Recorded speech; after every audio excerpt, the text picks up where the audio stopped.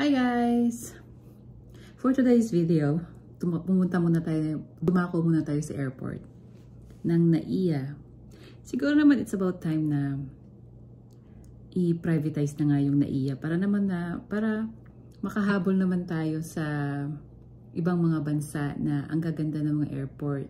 Walang-wala yung airport natin kahit sa Thailand o di kaya lalo na sa Singapore na top-notcher pagdating sa airport.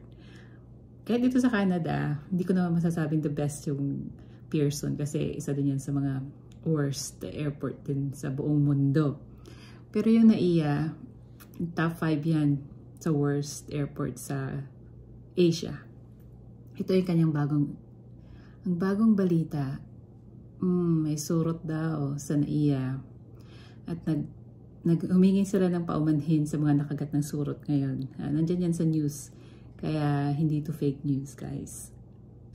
Kaya kung ipupush man nila yung pagbebenta ng NAIA sa private companies, ibigay na nila. Pero yung pinagbentahan naman, wag naman nilang ibulsa kasi lahat naman yata ngayon ng department ng gobyerno tinatanggalan, kinukuhanan nila ng pera. Kahit nga loto, di ba? Okay, yun lang guys. Thank you for watching for the new information.